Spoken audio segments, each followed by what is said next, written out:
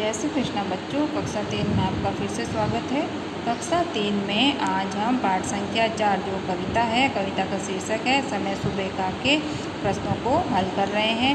पिछले वीडियोस में हमने कविता के अर्थ को समझा था और कठिन शब्दों को भी समझे थे और उनके कुछ प्रश्न उत्तर भी हमने हल किए थे। तो आज का हमारा प्रश्न है कि रिक्त स्थानों की पूर्ति करें। अब रिक्त स्थान हमें कैसे भरनी है? कोष्टक के अंदर कुछ शब्द दिए गए हैं, है ना। ये कोष्टक के अंदर कुछ शब्द दिए गए हैं। कौन कौन से शब्द हैं? मुर्गो, चांद, कोयल काली और आंगन। तो इन चारों शब्दों में से जो उचित शब्द होगा वो खाली जगह के अंदर हमें भरना है। अब जैसे बाग बगीचा आंगन महका। कौन महका? बाग बगीचा आंगन महका। फिर है कूक उठी है कोयल काली। कौन कूक उठी है? कोयल काली कूक उठी है। फीका पड़ा चांद का मुखड़ा, है ना। किसका मुखड़ा फीका पड़ा था कविता में? चांद का मुखड़ा फीका पड़ा था ना। तो फीका पड़ा चांद का मुखड़ा। उसके बाद में है खाली जगह क्या थी हमारे पास में? ये मुर्गों ने उठ बांग लगाई। बांग कौन लगाता है? मुर्गा लगाता है ना। तो मुर्गों ने उठ बांग लगाई। तो इस तरह से हमें ये खाली जगह भरनी है और इस कोष्टक में जो शब्द दिए गए हैं उन शब्दों से उचित जो शब्द आ रहे हैं खाली जगह में जो सही बैठ रहे हैं उसे उचित जगह पे हमें लिखना है। तो उससे हमारी ये रिक्त स्थानों की पूर्ति हो जाएगी। ठीक है, भर ली है हमने सारी रिक्त स्थान। बाग बगीचा आंगन महका, कूक उठी है कोयल काली, फीका पड़ा चांद का मुखड़ा, मुर्गों ने उठ बांग लगाई। ठीक है, फिर दूसरा प्रश्न है हमारा कि कौन कैसी बोली बोलता है, मिलान करें। पीछे प्रश्न है हमारा कौन कैसी बोली बोलता है, मिलान करें। अब सबकी अलग अलग बोलियां होती है ना। कौवा अलग बोलता है, सारे पशु पक्षी अलग अलग भाषाएं बोलते हैं। ठीक है, तो यहाँ पे कुछ पक्षियों की आवाज़ें हैं, पक्षियों के नाम हैं और उनकी सामने आवाज़ें दे रखी है। तो उनको हमें आपस में मिलान करना है कि कौन कैसी बोली बोलता है। सबसे पहले है हमारा मुर्गा। ठीक है, तो मुर्गा कैसे बोलता है? कुकड़ू को बांग लगाता है ना। तो मुर्गा कैसे आवाज़ निकालता है? कुकड़ू कू की आवाज़ निकालता है। तो मुर्गे की आवाज़ को हमने कुकड़ू कू की आवाज़ से मिलान कर लिया है। उसके बाद में है हमारी कोयल। तो कोयल कैसे बोलती है? कुहू कुहू ऐसे करके बोलती है ना। तो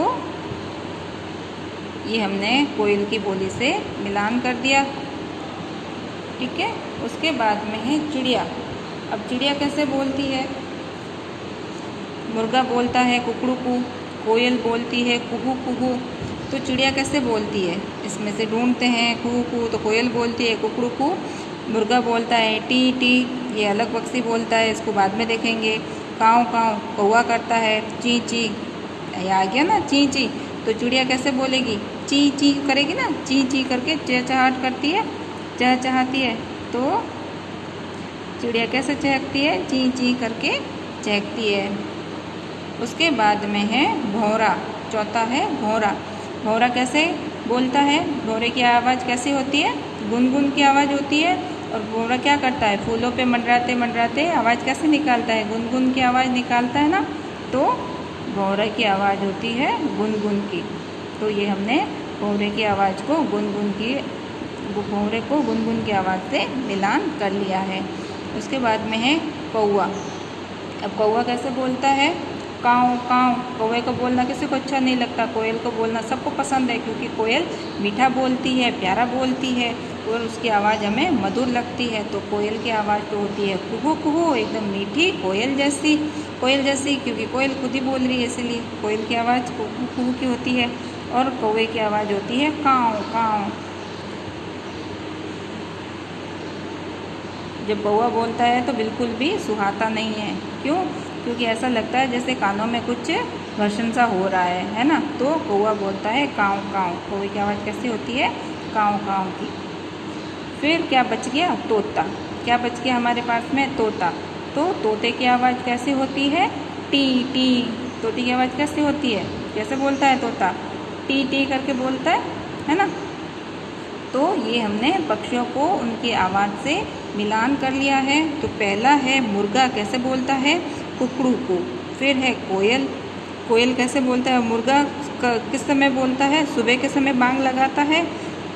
मुर्गे के बोलने को क्या कहते हैं, बांग लगाना। सुबह के 4 बजे 4:30 बजे जब भी बोलता है तो बांग लगाता है। कौन, मुर्गा लगाता है। तो मुर्गे की आवाज़ कैसे होती है, कुकड़ू कू की।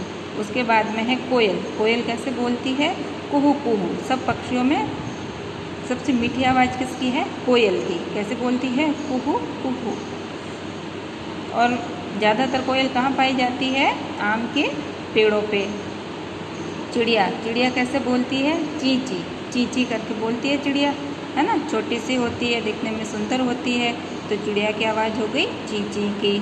फिर है भौरा, भौरा गुनगुन करके फूलों का रस चूसता है, फूलों के ऊपर मंडराता रहता है। फूलों के रस से ही उसे भोजन प्राप्त होता है। तो गुनगुन करके गीत गाता रहता है और फूलों का रस चूसता रहता है। तो भौरे की आवाज़ कैसे हो गई, गुनगुन की आवाज़ हो गई। उसके बाद में है कौवा। अब कौवा कैसे बोलता है, काँव काँव करके कौवा बोलता है ना। कौवे की आवाज़ कोई पसंद नहीं करता है, क्यों, क्योंकि इसकी आवाज़ मधुर नहीं होती, कोयल जैसी मीठी नहीं होती है।